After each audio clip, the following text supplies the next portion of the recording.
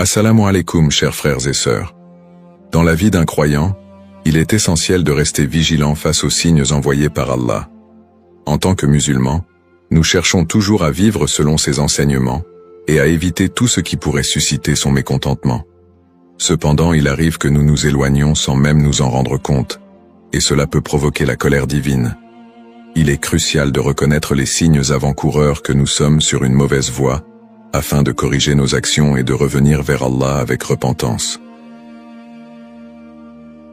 Avant de commencer cette vidéo, je vous invite à vous abonner à notre chaîne et d'activer la cloche de notification pour rester informé de nos prochaines publications sur la foi islamique. Merci et bonne vidéo. Dans cette vidéo, nous allons explorer un sujet important. Les 5 signes qui peuvent indiquer qu'Allah est en colère contre vous. Être conscient de ces avertissements nous permet de rectifier notre comportement avant qu'il ne soit trop tard.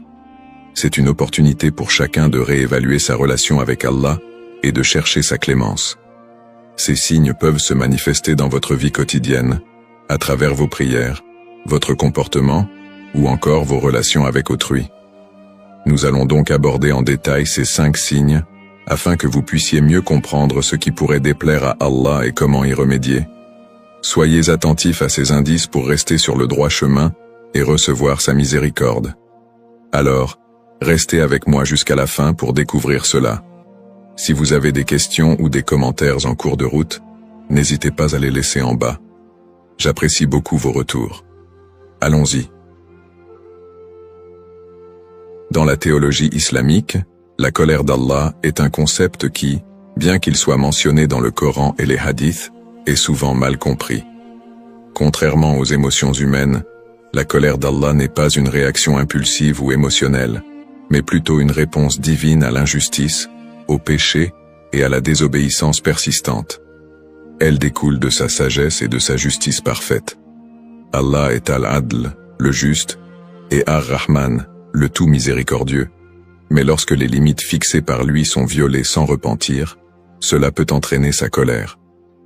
Dans le Coran, Allah avertit à plusieurs reprises les croyants et les non-croyants des conséquences de la désobéissance et de l'oubli de sa guidance.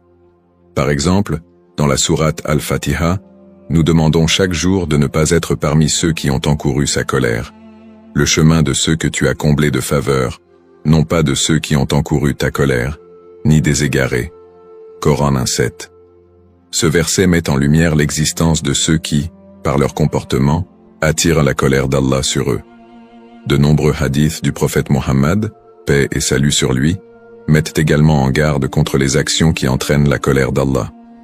Dans un hadith rapporté par Al-Bukhari, le prophète, PSL, a dit « Allah est courroucé contre celui qui persiste dans la désobéissance et ne cherche pas le pardon. » Cela montre clairement que la colère divine est liée à l'absence de repentir, à l'arrogance et à la négligence des obligations religieuses. Cependant, il est important de souligner que la colère d'Allah n'est jamais arbitraire. Allah est toujours prêt à pardonner et à accueillir ceux qui reviennent vers lui avec sincérité. Dans la sourate Az-Zumar, Allah dit « Dis, ô mes serviteurs qui avez commis des excès à votre propre détriment, ne désespérez pas de la miséricorde d'Allah, car Allah pardonne tous les péchés. Il est certes le pardonneur, le très miséricordieux. » Coran 39:53. Ainsi, même si un croyant sent qu'il a peut-être encouru la colère d'Allah, il est toujours possible de se repentir et de retrouver sa miséricorde. La conscience spirituelle, ou taqwa, est essentielle pour éviter la colère d'Allah. La taqwa consiste à être constamment conscient de la présence d'Allah, à éviter ce qu'il a interdit et à accomplir ce qu'il a ordonné. Le prophète, PSL, a décrit la taqwa comme étant ici, en pointant son cœur.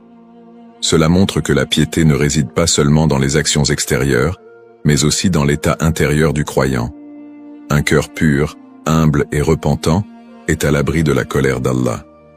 En conclusion, la colère d'Allah, bien qu'elle soit un concept puissant et effrayant, est un rappel pour nous inciter à rectifier nos comportements et à revenir à lui.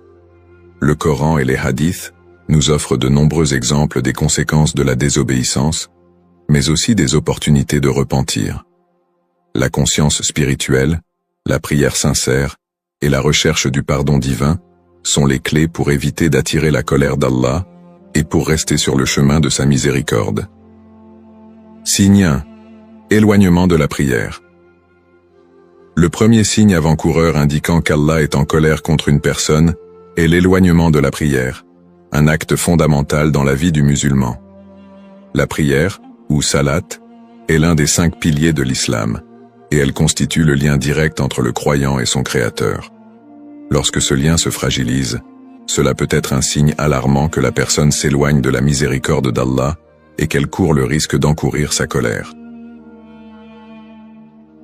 Description du signe. L'éloignement de la prière peut se manifester de différentes manières. Négliger les prières obligatoires, prier en retard sans raison valable, ou accomplir la prière de manière mécanique, sans concentration ni sincérité. Certaines personnes peuvent même en arriver à abandonner complètement la prière, un acte considéré comme gravissime en islam. Le prophète Muhammad, paix et salut sur lui, a d'ailleurs averti dans un hadith rapporté par Muslim: entre l'homme et la mécréance, il y a l'abandon de la prière. Lorsque la prière n'est plus prioritaire dans la vie d'un croyant, cela est souvent le signe que son cœur s'est durci et que son lien avec Allah s'est affaibli. Cet éloignement peut conduire à d'autres péchés, car sans ce rappel constant de la soumission à Allah, l'âme devient plus vulnérable aux tentations et aux influences négatives. Conséquences spirituelles. L'une des principales conséquences de l'abandon ou de la négligence de la prière est l'éloignement de la guidance divine. La prière est une source de lumière spirituelle qui protège l'âme des ténèbres du péché. Allah dit dans le Coran: « Récite ce qui t'est révélé du livre et accomplis la prière. En vérité, la prière éloigne de la turpitude et du blâmable, et le souvenir d'Allah est plus grand encore. » Coran 29-45. En d'autres termes, lorsque l'on s'éloigne de la prière, on s'éloigne aussi de cette protection qui nous garde sur le droit chemin. L'âme qui néglige la prière devient progressivement insensible à la voix de sa conscience. Les petites transgressions peuvent alors devenir plus fréquentes, et l'attrait pour les plaisirs éphémères de ce monde peut prendre le dessus.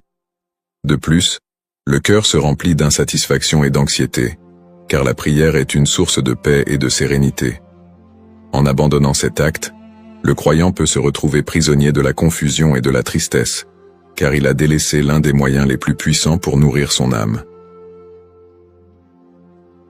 Exemples et témoignages. De nombreuses personnes ont vécu des périodes de négligence dans leur prière, souvent liées à des moments de faiblesse spirituelle. Un frère musulman témoigne: « J'ai traversé une période difficile où j'ai arrêté de prier régulièrement. Je me suis dit que j'avais trop de choses à gérer, trop de problèmes dans ma vie. Plus je m'éloignais de la prière, plus ma vie devenait chaotique. J'ai perdu cette paix intérieure que j'avais auparavant. Je me sentais vide et sans but. C'est seulement lorsque je suis revenu à la prière que j'ai retrouvé un sentiment de stabilité et de connexion avec Allah. » Cet exemple montre à quel point la prière est cruciale pour maintenir une relation saine avec Allah et une vie équilibrée. Un autre témoignage poignant est celui d'une sœur qui confie: « J'ai commencé à prier en retard, puis à sauter des prières. Je me suis éloigné de mes obligations religieuses et, sans m'en rendre compte, j'ai commencé à tomber dans d'autres péchés. C'était un cercle vicieux. Je me sentais perdu, comme si Allah m'avait abandonné. Mais en réalité, c'est moi qui l'avais abandonné en premier. » Ces témoignages sont des rappels puissants que l'éloignement de la prière est souvent un signe que quelque chose ne va pas dans notre vie spirituelle. Ce n'est pas Allah qui nous tourne le dos, mais nous qui nous éloignons de lui en négligeant cet acte fondamental.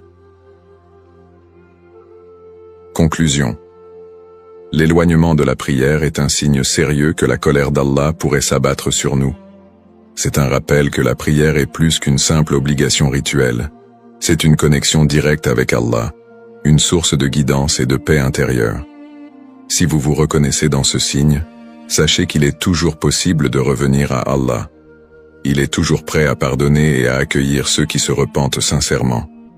L'important est de ne pas laisser la négligence persister, car chaque prière manquée est une occasion manquée de se rapprocher de celui qui nous aime et veut notre bien.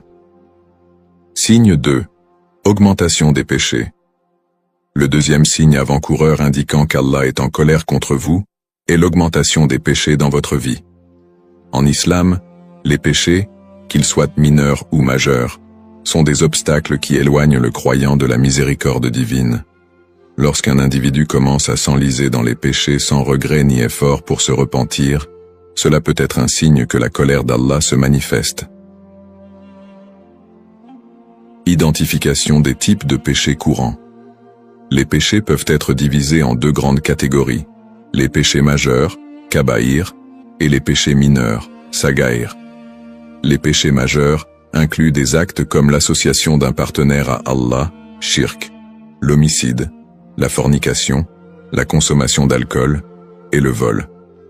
Ces péchés sont particulièrement graves et nécessitent un repentir sincère et des efforts pour réparer le tort causé. Les péchés mineurs, quant à eux, peuvent être des mensonges occasionnels, des paroles blessantes ou encore des actes d'indifférence envers les autres. Même si ces péchés semblent moins graves, leur accumulation peut entraîner des effets dévastateurs sur la vie spirituelle. L'une des erreurs les plus courantes est de sous-estimer l'importance des péchés mineurs. Le prophète Mohammed, paix et salut sur lui, a mis en garde contre cela dans un hadith.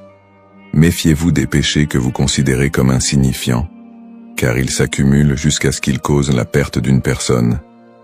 Cette accumulation de petits péchés, sans repentance, peut devenir un signe que l'individu s'éloigne de la miséricorde divine et qu'Allah peut être mécontent de lui. Effet sur la vie quotidienne et spirituelle. L'augmentation des péchés a des répercussions directes, non seulement sur la relation du croyant avec Allah, mais aussi sur sa vie quotidienne.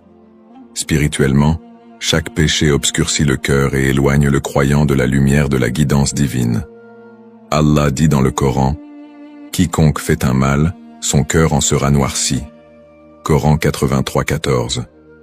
Le péché crée un voile entre le croyant et Allah, rendant plus difficile la recherche de la guidance, la concentration dans la prière et la satisfaction spirituelle. De plus, les péchés entraînent souvent des conséquences sur la qualité de la vie quotidienne. Une personne qui se plonge dans les péchés peut commencer à ressentir un sentiment de culpabilité, de honte ou de vide intérieur.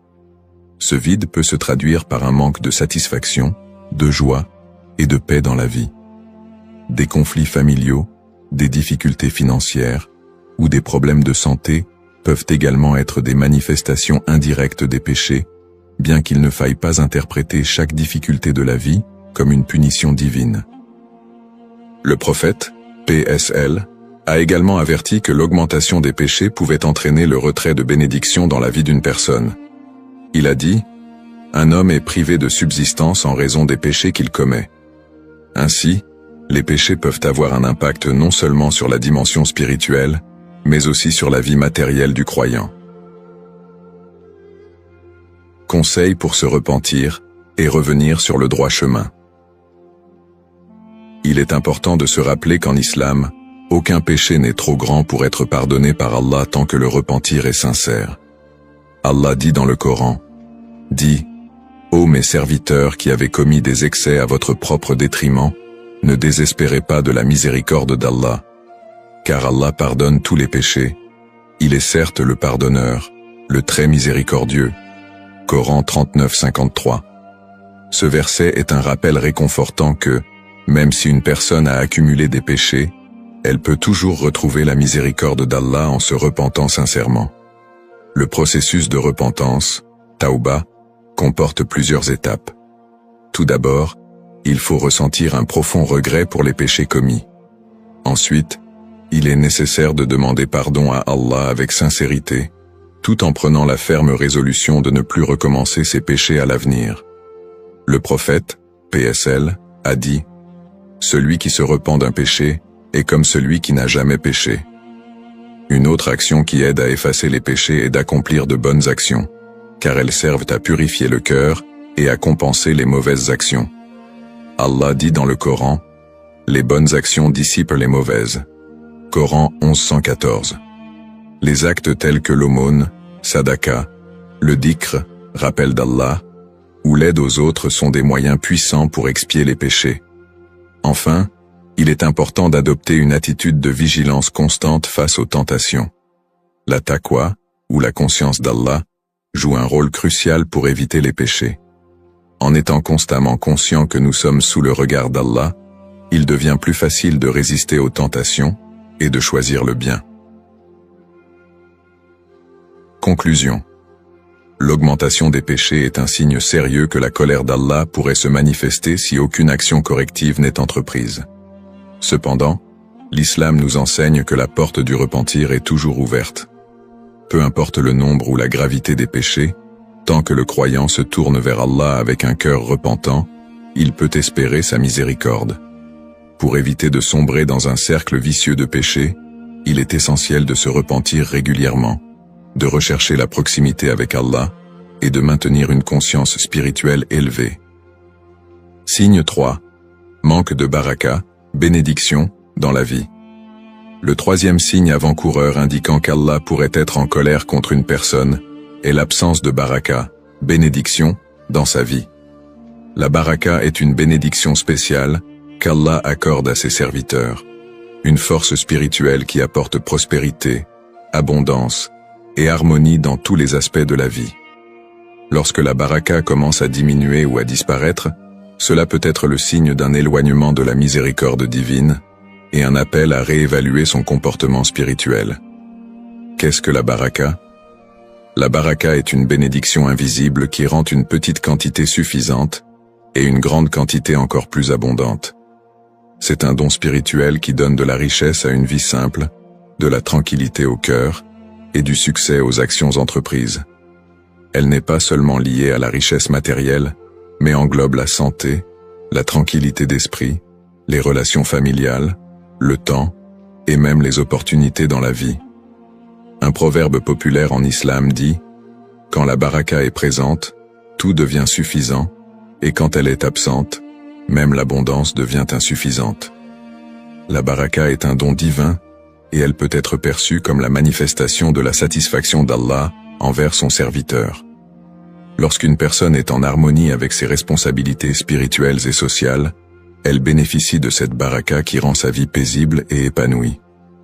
Toutefois, si cette bénédiction commence à se dissiper, cela peut indiquer un manque de sincérité dans l'adoration, des péchés non expiés, ou un éloignement général d'Allah. Exemple concret de situation sans baraka. Les signes d'une vie sans baraka se manifestent de nombreuses manières. Par exemple, une personne peut avoir l'impression de ne jamais avoir assez de temps pour accomplir ce qu'elle doit faire. Malgré tous ses efforts, elle semble toujours courir après le temps et ne parvient jamais à gérer ses tâches efficacement. Ce manque de productivité, malgré les heures passées à travailler, peut être un signe de l'absence de baraka dans le temps. Un autre exemple courant est la sensation que l'argent ne dure jamais longtemps. Une personne peut avoir un revenu élevé, mais constate que ses dépenses semblent toujours absorber son salaire rapidement, sans jamais avoir assez pour économiser ou subvenir pleinement à ses besoins. Malgré ses efforts pour gérer ses finances, il y a une fuite constante d'argent. Ce phénomène peut être un signe de l'absence de baraka dans la richesse. La baraka peut également être absente dans les relations. Par exemple, une personne peut constater que, malgré ses efforts, ses relations familiales sont tendues ou marquées par des disputes fréquentes. L'absence de paix et de tranquillité dans le foyer, malgré tous les efforts pour améliorer la situation, peut indiquer un manque de baraka dans les relations humaines. Enfin, certaines personnes peuvent ressentir un manque de baraka dans leurs efforts spirituels. Elles prient, jeûnent et accomplissent des actes de bienfaisance, mais ne ressentent aucune satisfaction ou élévation spirituelle. Cela peut être un signe que leurs actions ne sont pas accomplies avec la sincérité requise, ou que des péchés non expiés empêchent les bienfaits de ces actes d'atteindre leur cœur. Comment retrouver la baraka dans sa vie? Il est possible de retrouver la baraka dans sa vie, et cela commence par une évaluation sincère de sa relation avec Allah. Voici quelques étapes essentielles pour regagner cette bénédiction précieuse. 1. Repentir sincère, Tauba. La première étape pour retrouver la baraka est de se repentir sincèrement des péchés passés. Comme mentionné dans le Coran, « Et revenez repentant à votre Seigneur, et soumettez-vous à lui, avant que ne vous vienne le châtiment. Coran 39-54. Un repentir sincère efface les péchés et permet à la miséricorde d'Allah de se répandre à nouveau dans la vie du croyant. 2. Prioriser les actes d'adoration. La baraka est intimement liée à la manière dont une personne accomplit ses actes d'adoration. Les 5 prières quotidiennes doivent être effectuées à temps, avec concentration et dévotion. Allah a promis d'accorder la baraka à ceux qui l'invoquent fréquemment et lui consacrent du temps. Le prophète, PSL, a dit « La prière est la clé de la baraka ». 3. Entretenir de bonnes relations familiales. Le prophète Muhammad, PSL, a enseigné que la bonté envers les parents et le maintien de bonnes relations avec la famille sont des sources importantes de baraka.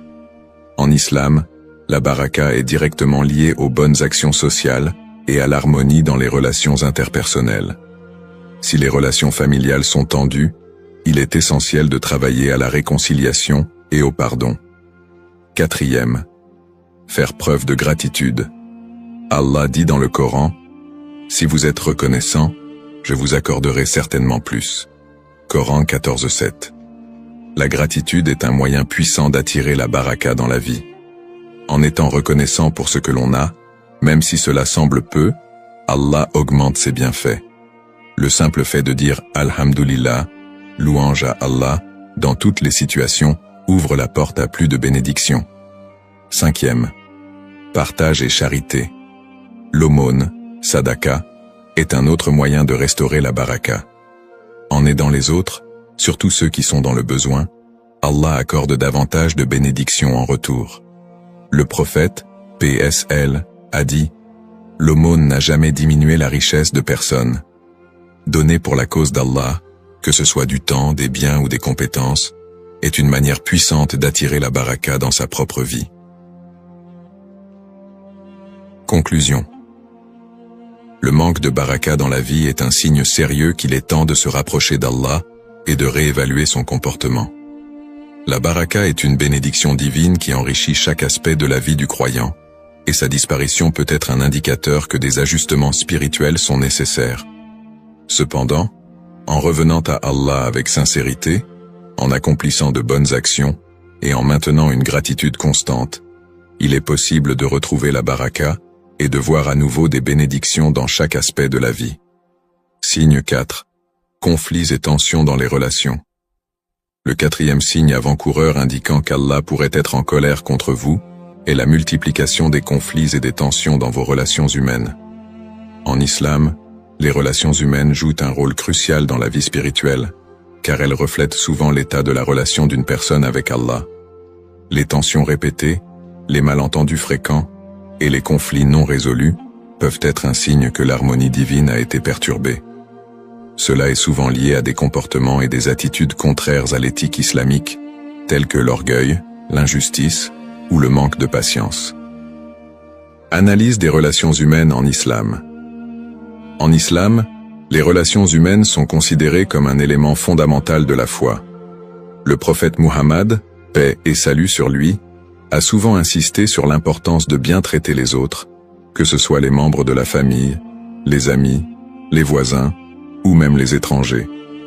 Dans un hadith célèbre, le prophète, PSL, a dit « Aucun de vous ne croit vraiment tant qu'il n'aime pas pour son frère ce qu'il aime pour lui-même. » Cette empathie et ce respect envers autrui sont des manifestations directes de la foi.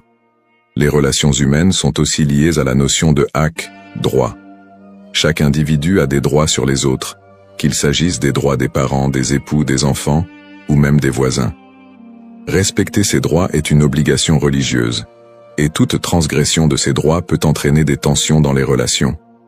Par exemple, ne pas respecter ses parents, manquer d'équité dans son couple, ou médire d'une personne derrière son dos sont des comportements qui non seulement nuisent aux relations, mais peuvent aussi provoquer la colère d'Allah. Les relations humaines en islam sont un test de patience, de pardon et de justice. Elles sont un reflet de la manière dont une personne traite Allah à travers le respect de ses créatures.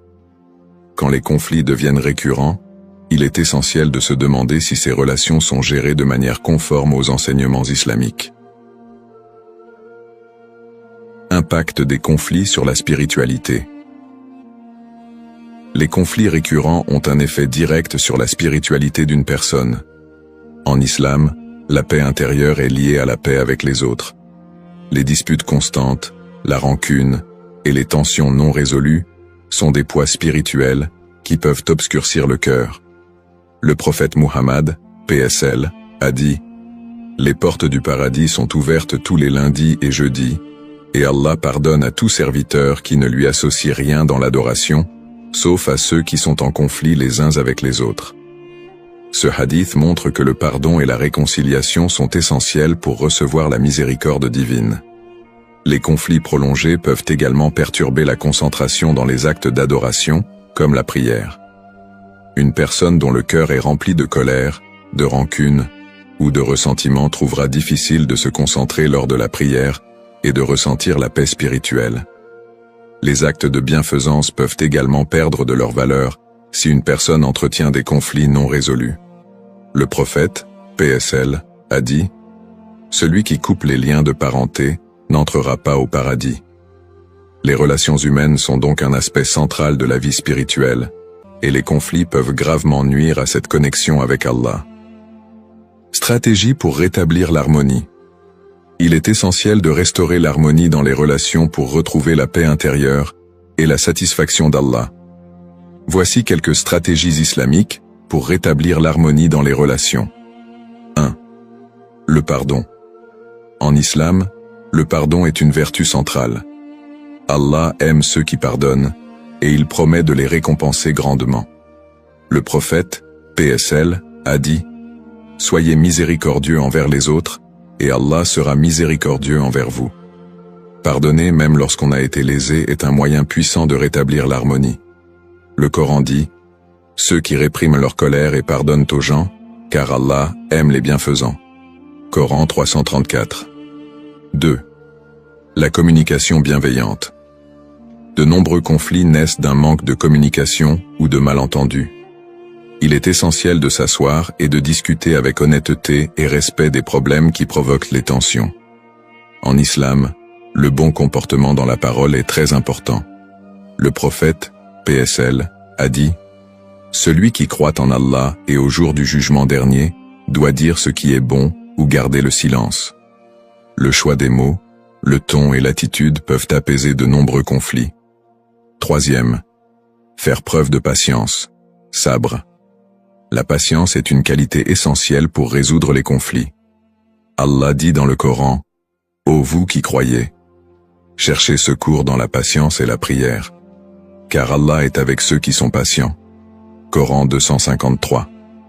Dans les moments de tension, il est facile de réagir impulsivement, mais la patience permet de réfléchir et de répondre avec sagesse, plutôt qu'avec colère.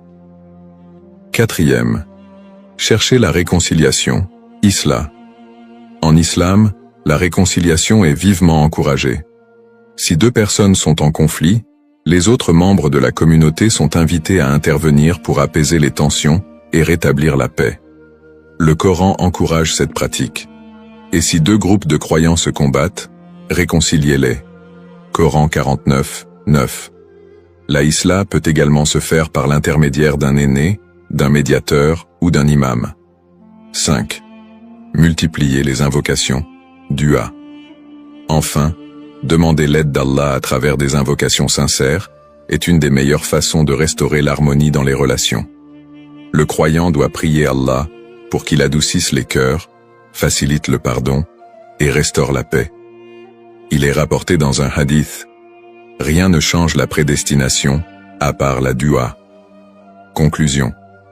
Les conflits et les tensions dans les relations humaines sont un signe que quelque chose ne va pas dans la relation avec Allah.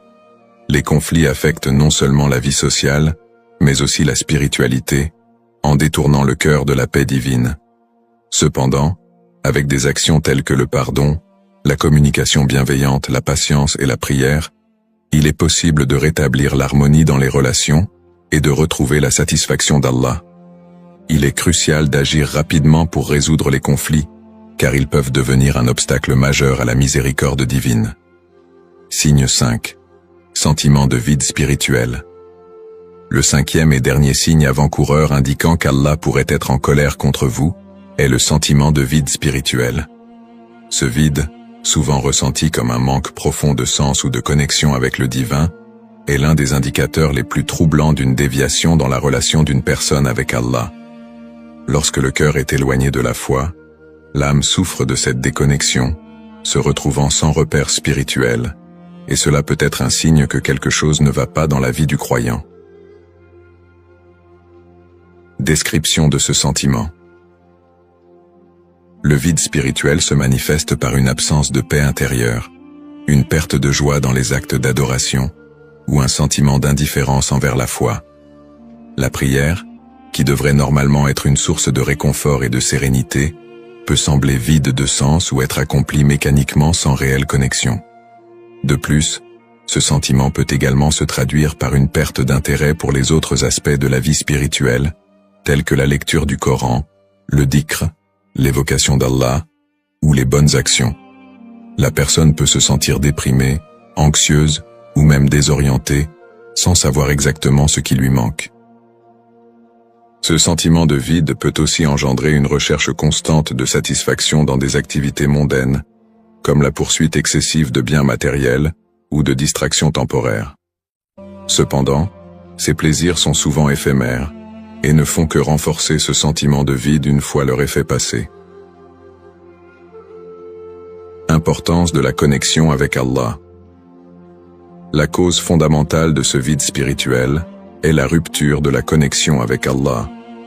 En islam, cette connexion est la base de la vie spirituelle et de la paix intérieure.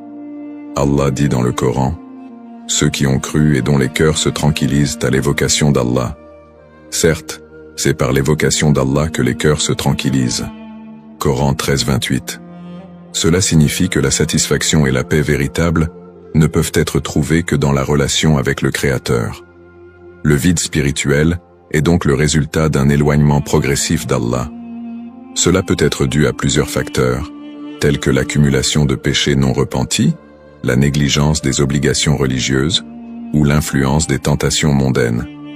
Plus la personne s'éloigne de cette connexion, plus le sentiment de vide grandit. Ce vide est en réalité un appel du cœur à revenir vers Allah, car il ne peut trouver de repos ailleurs. Le prophète Muhammad, paix et salut sur lui, a dit « En vérité, dans le corps se trouve un morceau de chair, et si ce morceau de chair est sain, tout le corps sera sain, mais si ce morceau de chair est corrompu, tout le corps sera corrompu. En vérité, c'est le cœur. Lorsque le cœur est éloigné d'Allah, cela affecte l'ensemble de la vie spirituelle et physique de la personne, créant ce sentiment de vide et de déséquilibre. Suggestions pour renforcer sa foi et sa spiritualité. Il est crucial de réagir face à ce sentiment de vide, en prenant des mesures concrètes pour restaurer la connexion avec Allah et retrouver la paix spirituelle. Voici quelques suggestions pour renforcer sa foi et sa spiritualité. 1. Renouveler son intention, Niyya. La première étape pour surmonter ce vide est de renouveler son intention sincère de se rapprocher d'Allah. Se rappeler que tout ce que l'on fait dans la vie, que ce soit dans les actes d'adoration ou dans les actions quotidiennes, doit être dirigé vers la satisfaction d'Allah. Le prophète, PSL, a dit « Les actions ne valent que par leurs intentions ». Ainsi, une intention sincère peut redonner du sens à des actions qui semblaient auparavant vides. Deuxième, se tourner vers la prière sincère. La prière est la clé de la connexion avec Allah. Cependant, il ne s'agit pas simplement d'accomplir les prières mécaniquement, mais de prier avec une réelle dévotion, en ressentant la proximité avec Allah. Le prophète, PSL, a dit « La prière est le pilier de la religion ». En renforçant sa prière, en y apportant plus de concentration et de sincérité, le croyant peut retrouver une paix intérieure et combler le vide spirituel. Troisième, lire et méditer sur le Coran. Le Coran est la parole d'Allah, et il contient des remèdes pour toutes les maladies du cœur, y compris le vide spirituel.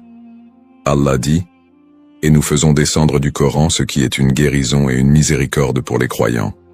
Coran 17:82.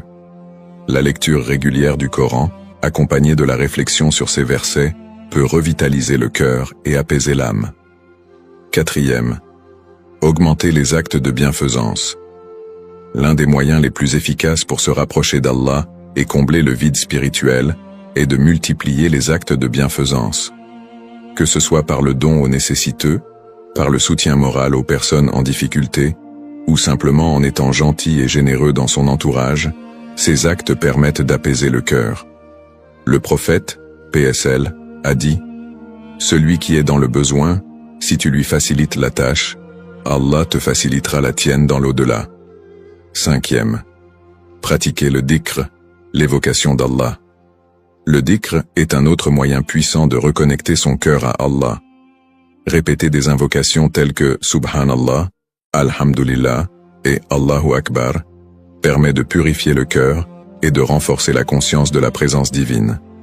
Allah dit « Ceux qui, debout, assis ou couchés, évoquent Allah et méditent sur la création des cieux et de la terre. » Coran 391.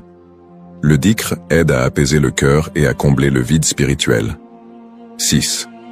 Éviter les péchés et les distractions mondaines. Le vide spirituel est souvent aggravé par la multiplication des péchés et des distractions mondaines. Pour retrouver la proximité avec Allah, il est nécessaire de se repentir sincèrement des péchés passés et de limiter les distractions qui éloignent de la foi.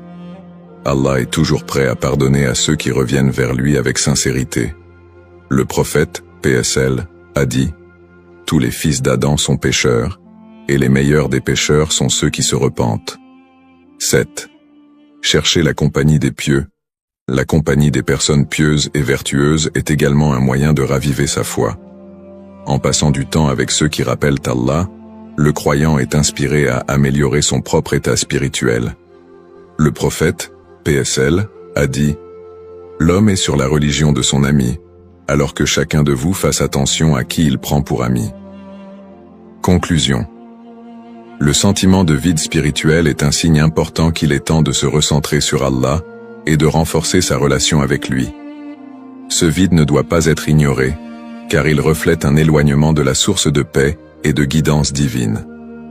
En renouvelant son intention, en renforçant ses actes d'adoration et en évitant les distractions mondaines, chaque croyant peut retrouver la satisfaction spirituelle et la paix intérieure.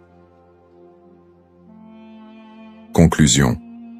En résumé, les 5 signes avant-coureurs de la colère d'Allah que nous avons abordés sont des indicateurs importants à prendre en compte pour évaluer notre relation avec le divin.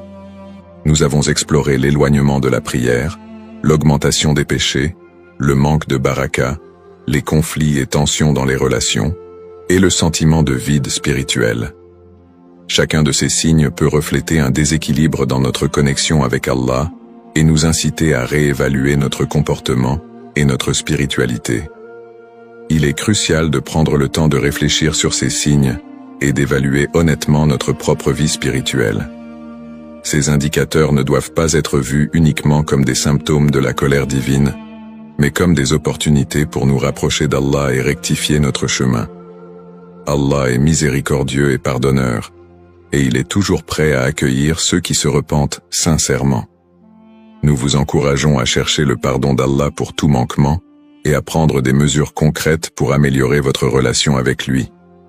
Que ce soit par une réévaluation de vos pratiques religieuses, un retour sincère à la prière ou une augmentation de vos actes de bienfaisance, chaque effort pour se rapprocher d'Allah est une étape vers la paix intérieure et la rédemption spirituelle. Souvenez-vous que la clé est de rester sincère dans votre quête de proximité avec Allah et de chercher sa guidance à chaque étape du chemin.